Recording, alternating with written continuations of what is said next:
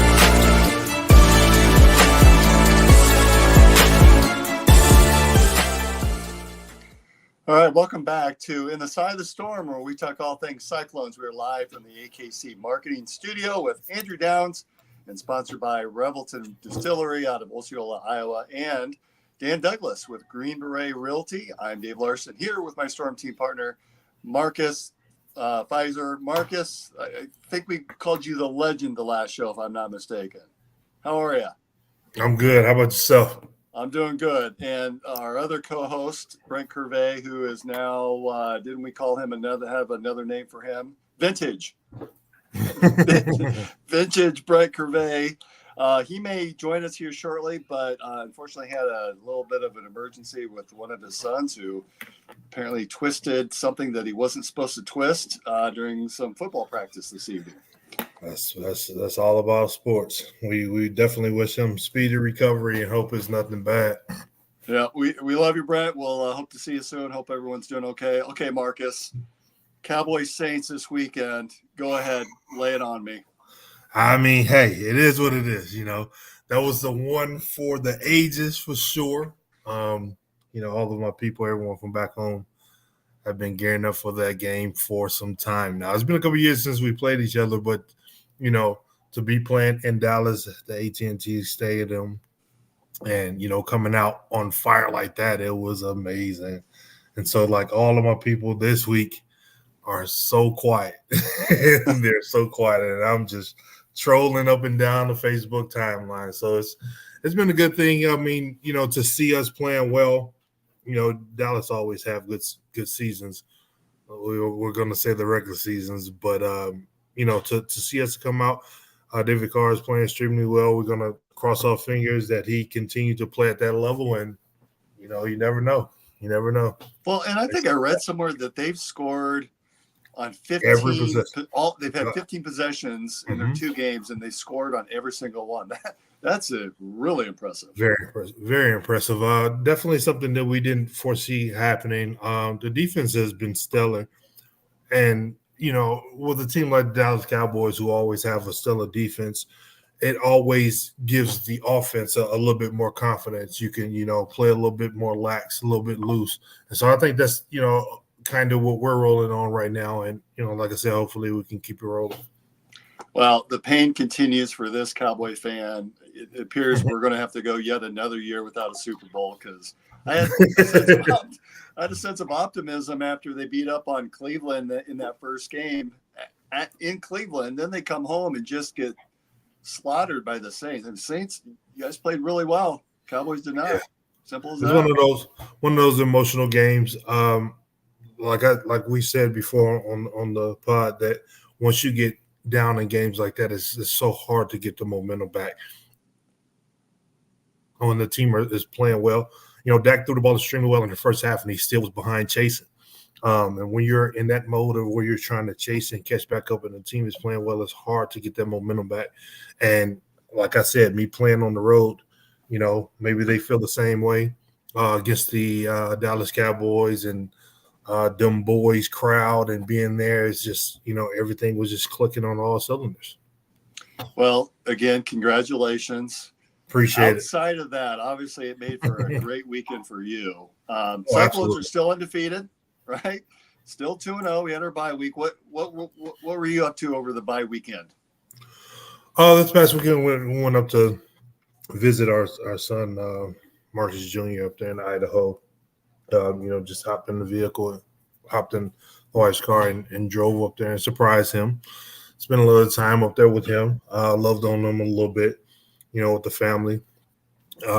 Checked on him, make sure everything is, you know, because he's been up there a couple of weeks in school, so to make sure everything is going extremely well for him. And, you know, watched a couple of games, of course, over the weekend. Watched a couple college football games, even though we weren't playing, so that made it a lot easier for me stress-wise. But, you know, getting around to Sunday, being able to watch that game, I actually prolonged the drive back a couple hours to be able to sit around and catch that one. So it was pretty fun, pretty good weekend, other than the driving.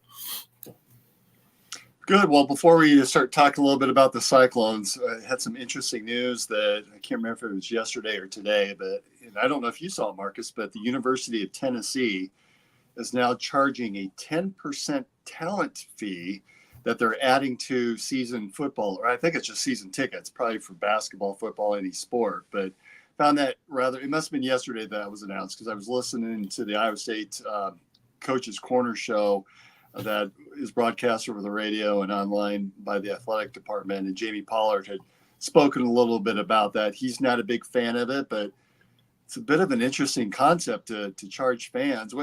What are your thoughts on that, having to pay an additional 10% fee on top of your season tickets to help pay for some of the NIL stuff?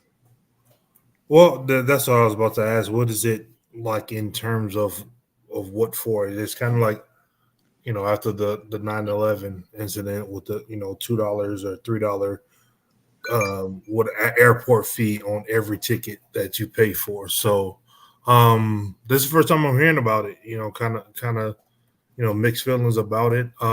If it's going to go towards the student athletes, that's going to help the teams get better. I mean, is it necessarily a bad thing? 10%, you know, I don't know how much it equates per ticket, but I guess that depends on what team or what organization that you're a part of. But we'll see what's going to happen. You know, like I said, it's the first time we're hearing about it. Well, I think every school is looking for a revenue stream that they could tap into. And, you know, at some point, I just get the feeling that fans are going to get exhausted by costs going up and then having to pay for this. And, you know, I think the collectives are going to look very different in another year, maybe as soon as in the next couple of months, with some of the court decisions that they need to still work through. And, boy, it's the new reality of college athletics. It feels very much like the pro game. Yeah, there's been a lot of money that's been passed through over the years. A lot of us missed a lot of it, but, you know, we crawled so the young fellas and the young ladies now can walk and run extremely fast. So, I mean, I get it. You know, the whole dynamic of everything has to change. It was going to get to the point where it was going to change. But, you know, as long as we can keep some kind of hold on it, try to keep some kind of hold on it, hopefully, you know, it allows for the other schools, the smaller schools or whatever, to be able to compete. Because now, you know, there's no real favors. You remember Alabama always been on the top of football. The whole dynamic of the playoff structure and everything now has changed. And so I think it's going to make it a lot more interesting and a lot more competitive top to bottom. Well, shifting gears over then, Saturday's the big game. We're coming back off of the bye, 1 p.m. game against Arkansas State. Was listening to the sidecast with John Walters and Eric Heft. They talked a little bit about, did a little preview of the game and some interesting finds They're coached by Butch Jones, who we're just talking about Tennessee, but former Tennessee head football coach. And sounds like they've got a lot of talent at some key positions. I think they had 32 transfers coming in this year, which is an awful high number. They played Michigan this last weekend and didn't look too bad. They're giving up 230 some odd rushing yards a game, which I would hope that we could capitalize on. And they've got a dual threat quarterback who, back in the day, I have to admit, dual threat quarterbacks would scare the hell out of me. But, I guess in John Heacock, I trust, since he's been on board as the defensive coordinator, we seem to do all right against those type of athletes. Any thoughts on this upcoming game on Saturday? Well, I think we're rolling pretty good. Hopefully, the guys are able to get some rest in if they're banged up. Could come out this Saturday and continue this win streak going. I think, as being off for a week, we're probably going to start off a little rusty, but as the game continues on, I think we're going to find our footing and, start capitalizing on some things and mistakes that we probably would have did early on. But I think we're going to still pull that one out. It's going to be interesting to see. Having a dual threat quarterback to go up against is definitely something that's going to help us in the long run for the rest of the season. Is there anything that you really want to see out of either the offense or the defense that you're going to be keying on, whether it's, hey, I'm looking for improvement with this group or this line, this offensive group, defensive group, anything in particular that you're going to be keyed in on Saturday? Nothing particularly anything. I like to see the running backs to really start to open up a little bit more. We know our area attack has been pretty good for the most part of the season. I favor defense more than anything, so I'd like to see those guys get after it on the defensive end. But like we always know, for me during the season and stuff like that, I just turn into a fan. I don't, Brent is more of it's kind of like me in basketball. I will be able to break things down this way and that way. During the football season, I'm literally turning into a fan and just, cursing at the TV and focus on the TV and worrying about us winning and losing and just seeing, spectacular plays. I like competitive games. I don't like games to be blowouts unless it's against Iowa. If it's against Iowa, then, I want the 68-0. But in any other games, I like to see in competitive games where, we're in control and seeing some different things happen. But in the end, I definitely want to win the ball game. But that's how I am mostly during the football season. Well, you talked a little bit about Rocco in the passing game. John and Eric this afternoon had made reference that Rocco is 22 for 25 on first downs, which I think is incredible. I mean, that's a great way to set up your running game if you're able to pass that efficiently on first down. I guess one of the things that I'm going to be keyed in on is Jalen Travis. So Jalen is Jalen. He's a transfer from Princeton, offensive lineman. I wrote this down. He's 6'7", 340. That's a big mover. Senior, he transferred in again. That interestingly enough, he played basketball in high school with Iowa State's Gabe Kalsher. So he's an athletic guy. I think he's going to be able to move some bodies. He just started practicing back up during the bye. I don't think he'll start, but I think from what I've heard that they're optimistic that he'll be able to get some snaps in. And I'll be curious to see what he does both with the passing game as well as with the running game, because I think that as we proved towards the end of last year, we can run the ball, but we really haven't shown the consistency yet this year. Yeah, I think this year they're coming back with a lot more confidence than they had last year.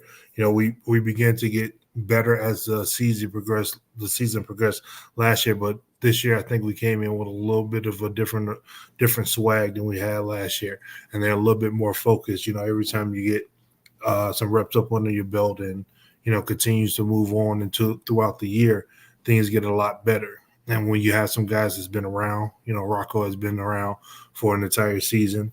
The mistakes that he made last year, he's definitely looking to correct this year. and then just going from there. So as long as Coach Campbell and the coaching staffs can keep the guys focused and looking at the big picture of how wide open this thing is in the Big 12 now, anything can happen for sure. But 6'7", 340. I mean, that's Marcus Spicer size playing at the tackle position. No, I was 6'8", 250.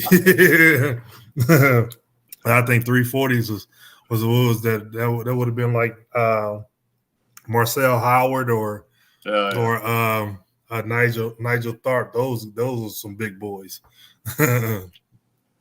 Well, in this weekend too, it's Hall of Fame weekend. We've got some former athletes that are going to be coming back for that. Nice. Yeah, so Kelechi Osemele will be back for that game. I think he's really excited about it. I didn't see the from a list. Basketball perspective, Melvin Ejim is going to be inducted as well. I don't think he's going to be able to be here because he's playing basketball overseas and he's not able to make it back. And then Lindsay Metters-Fennelly. And for those of you who may not be familiar with Lindsay, think of her as a lot like Emily Ryan is today. She was the spark plug for that offense for Coach Fennelly during her years of playing, and boy, she was a fun one to watch. She was part of the Twister Sisters group. Nice. Yeah, I hadn't seen the list. Maybe I hadn't been on Twitter a whole lot. Football season is starting up now, so I get on it a little bit.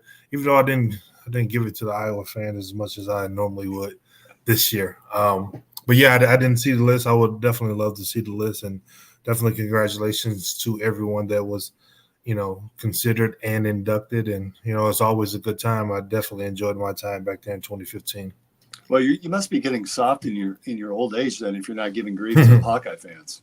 Yeah, I just been doing a lot. School just started up for the kids. Trying to wrap up some stuff with the businesses and stuff that me and my wife own, and just been focused a little bit on that. So I think they got it pretty easy, this year. Even with the Cowboys fans losing to the Saints this year, you're just going to keep rubbing it in, aren't you?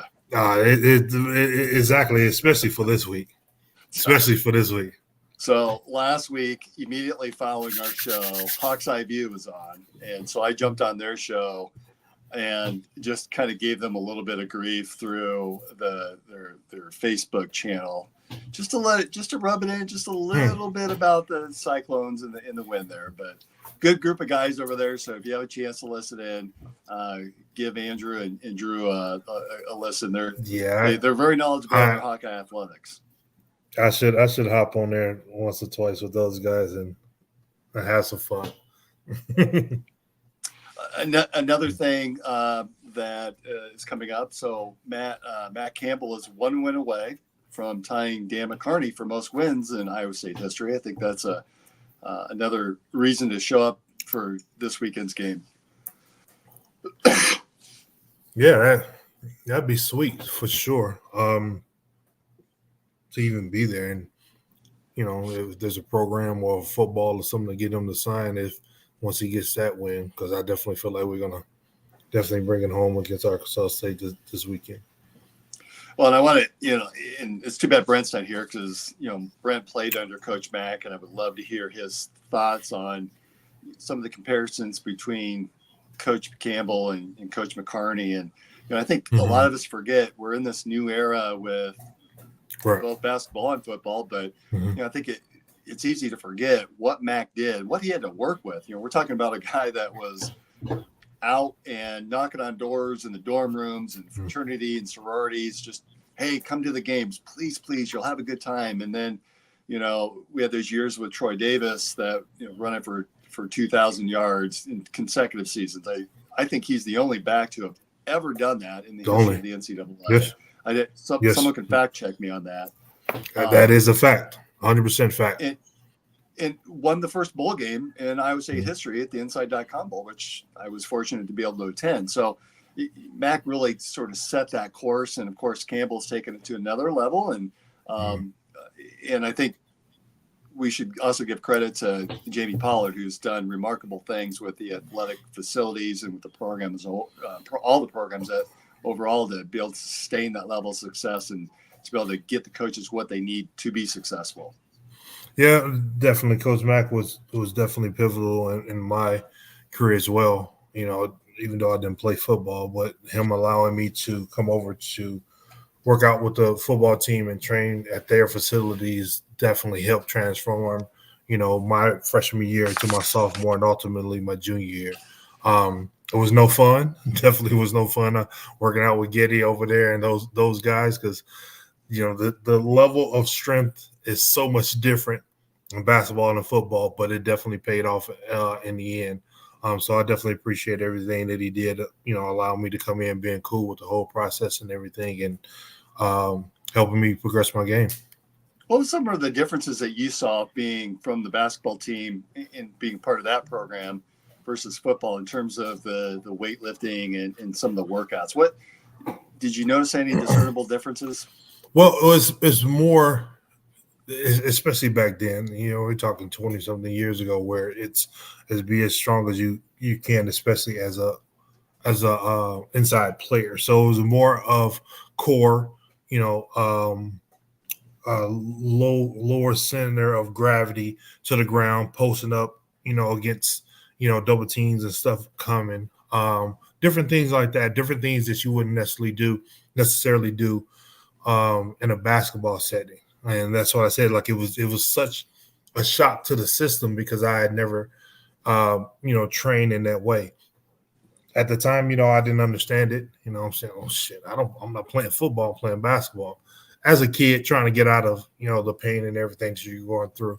But once you get through the initial, you know, first or second week of it all, and you training and your body get acclimated to it, and then once you see the results, you know, that was during the off season. So we were training and playing, you know, open gym and pickups and stuff as the basketball team. And then, you know, to go from training to working out and then go get on the court and I could see, you know, my lift and pop and movement, it was starting everything to come together. And I understood that it was important, you know, in my body structure and the strength that I was trying to build in order to, you know, withstand some of the abuse and things that I will get in the post. I accepted it, and you know the rest is history. So I definitely appreciate that for sure. Well, you got grief in the post, beat up in the post just in practice, much less the games. Oh my goodness! You know, if it was with, you know, Clint Varley and you know the rest of those guys, you know, I mean, I even had to go against Kentrell and Stevie. Like those guys weren't weak either. Martin was extremely, you know, tough and strong. Tony Rampton, my freshman year, Clay Edwards, all of those guys were just, you know, wearing me down in the post. But, you know, like I said, at the end of the day, I knew it was something that I needed to do. I wanted to be, you know, as big as strong as Clay. And, you know, I figured, you know, Coach Stacey said, well, I got an idea. Send you over to the football program. I already talked to Coach Mack, and I was like, I don't know about that. But, you know, went over there. The rest is history. And like I said, I dreaded it, but, you know, it helped. So you brought up Stevie Johnson, and we've talked about him previously. So is that what spearheaded him to join the football program, or some of these workouts where did you Stacey send both of you guys over, and Stevie just said, hey, I think I'll play football next year? Stevie was probably one of the most athletic players in Iowa State history in any sport. You know, Stevie was just a freak of nature athletically. You know, basketball, football. He played football in high school, from what I remember and everything. But he's just, you know, there weren't too many things that he can do, you know, speed-wise, strength-wise, and all of that. So once his eligibility for basketball was over, you know, and he was, you know, wanted to continue to play a different sport. That's why he was able to, you know, switch over to football so easily for him. But, you know, he was just a freak of nature athletically. Well, and he was a guy, too, that when he came over, you thought, oh, this ought to be interesting. And he played some pretty important minutes for that football team that went to the Inside.com. Yeah, and that's just a testament to, you know, his genetics and things like that. Like we said, he was always one of the fastest guys on the team, you know, in basketball. So we knew it would translate, you know, once he put on pads and things like that. If he was taking hits in basketball without the pads on, and now he can deliver, punishment with pass on in football. We knew he was going to have some success with it.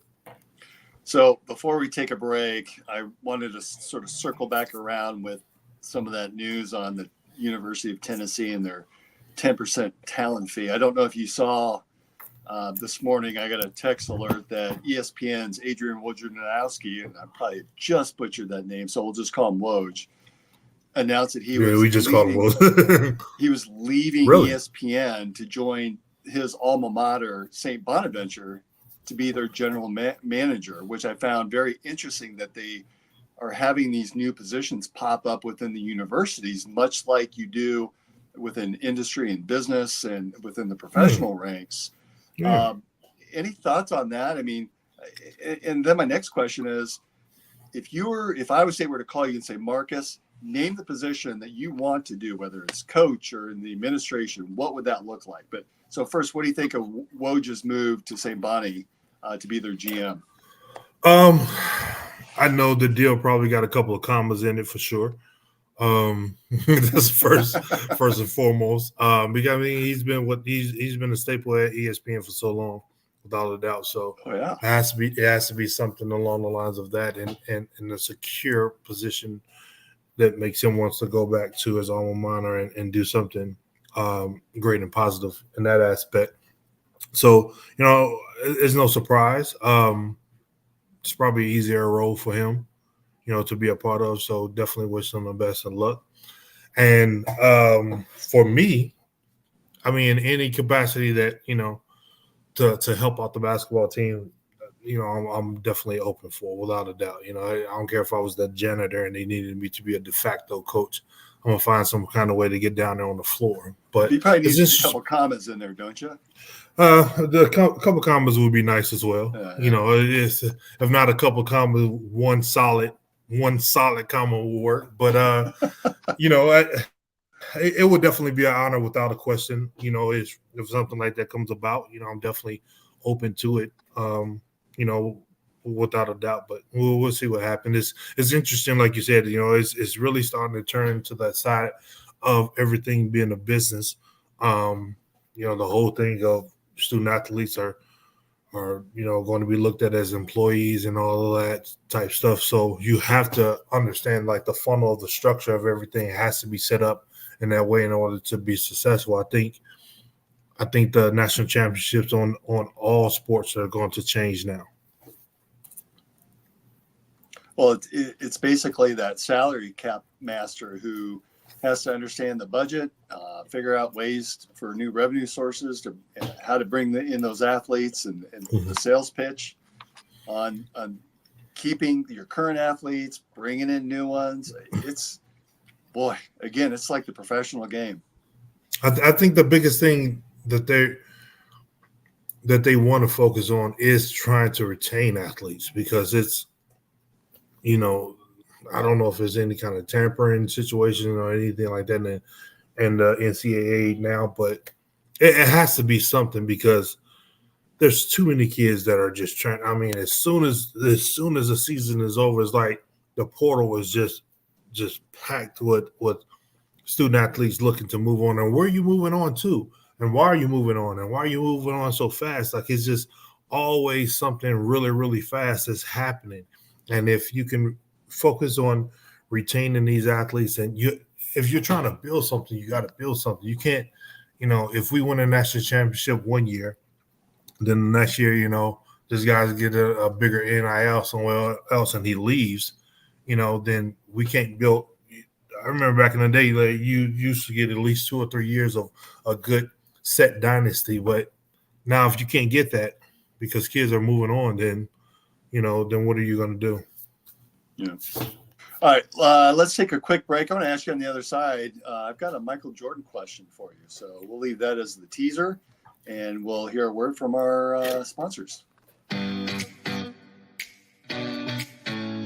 Making great tasting bourbon requires the perfect combination of ingredients, conditions, and time. The longer it rests, the better it tastes. Revelton Distillery's new single barrel bourbon is made from 80% corn, sourced 100% from Iowa farmers. And unlike mass-produced bourbons, each barrel of Revelton's single barrel bourbon is unique, proofed on when it tastes best. As they like to say, it'll be ready when it's ready. And to ensure the highest standards of quality and flavor, owners Rob and Christy Taylor oversee the production and bottling. Every single barrel. Iowa born, Iowa aged, Iowa bottled. Try the new single barrel bourbon from Iowa's own Revelton Distillery. ReveltonDistillery.com.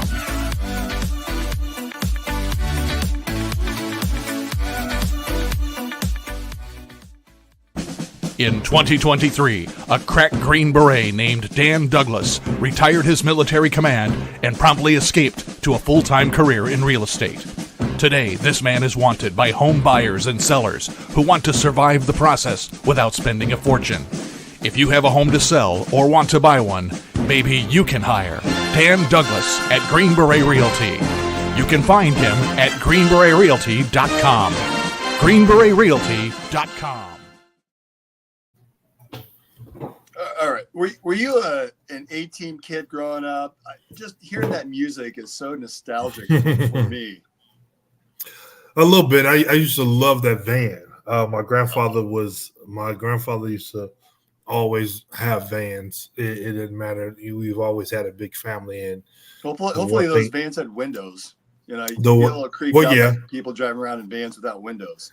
Yeah, but the 18 van had that one like window that's in the back, the little round window. But it was, he had it souped up. It probably had a 350 crate engine inside of it. The motor was just so. The way he used to do donuts and pillouts and stuff used to always, impress me. So growing up as a kid, being in my grandfather's vans, it wasn't those type vans, but it was a little nostalgia with it all together, putting it together. Well, and our other sponsor there, Revelton Distillery, has been with us from the very beginning. I saw a little thing on social media that they had put out about some of their expansion, and their growth has been absolutely phenomenal. And they're already at a point where they're planning for a third warehouse in the next 6 to 18 months. And they're like 3 years ahead of schedule of where they ever thought that they were going to be at this point in their business life. So just awesome. Really happy for Rob and Christy Taylor and the growth that they've had. And so if you've not checked them out yet, you better now, because now's the time. They got great new products coming out as well. And of course, I've got my standard Revelton Mulberry Gin, which is personally my favorite. I'm actually, if I could put in a little plug, if you haven't tried this, do you guys have this out in Vegas? The Zero Sugar Sprite Chill? No, I mean, I wouldn't have seen it. I don't drink a lot of soda or anything like that. So, I don't recall seeing it. Well, so tonight, it's probably, it's Vegas, so it probably is. That's right. So that's what I'm mixing my mulberry gin up. All right, so we teased it a little bit. Michael Jordan. I don't know if you saw this, but he finally sold his mansion outside Chicago. Wow, did he? 12 years on the market for $45 million.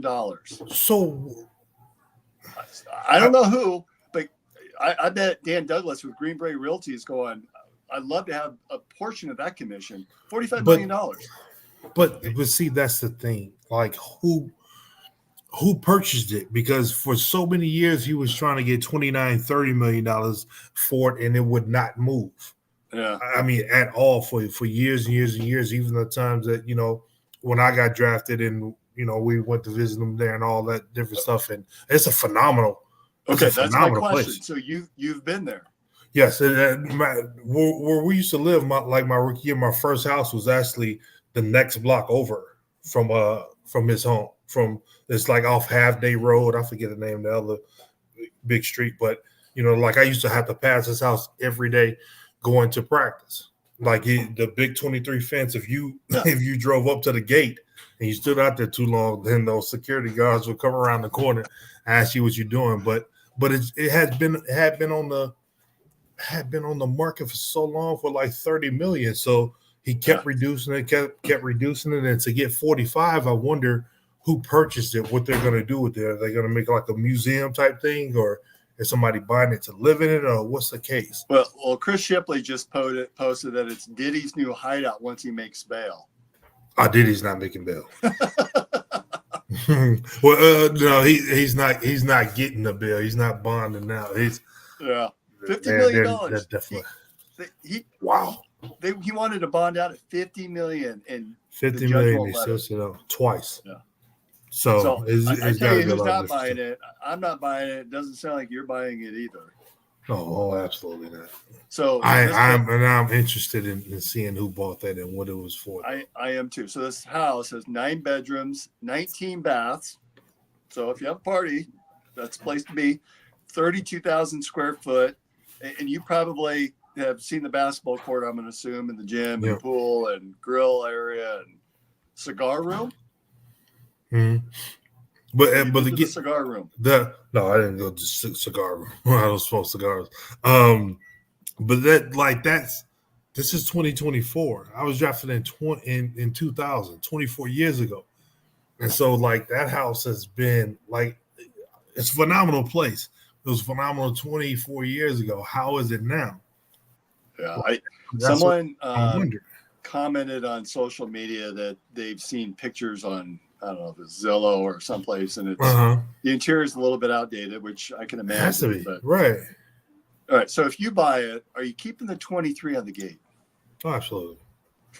Absolutely. Like there's in that place, the only thing you will really probably change is, the amenities, showers and stuff like that, maybe the crown molding and stuff like that. But everything else, I like it. Just leave it the way it is. It's not a bad place, but it's like I said, it's been over 24 years.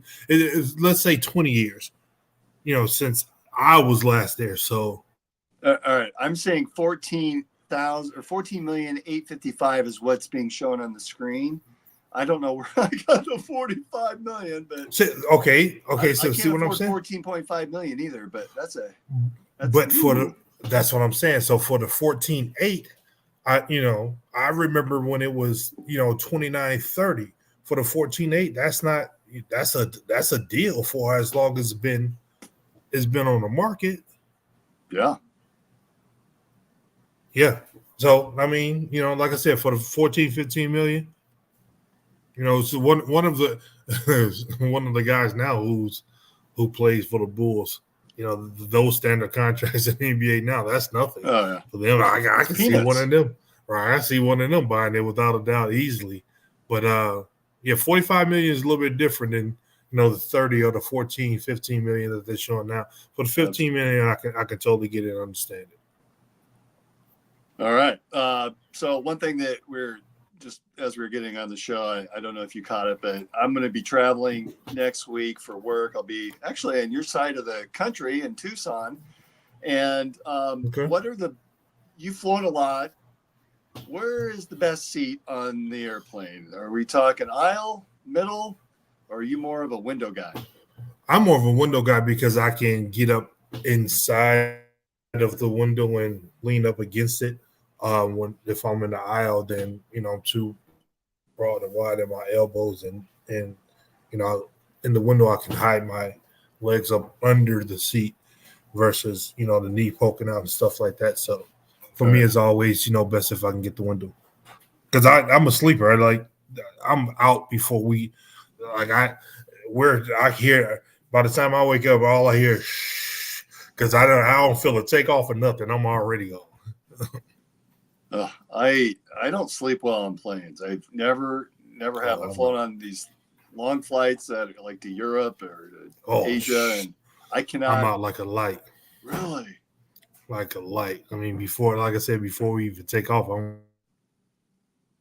I'm gone. All right.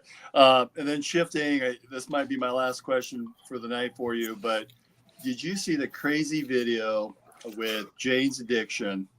So they're out on a tour, and Dave Navarro and Perry Farrell got into a fight during the middle of a song at their concert. Concert's now canceled. No. The ship got that video? I don't know. I apologize, Chris. I probably should have told you what I was going to ask Marcus tonight before we jumped on, but I thought it was just absolutely. If you Google it, there it is. So they're jawing at each other, and boom, Wow. got a little physical.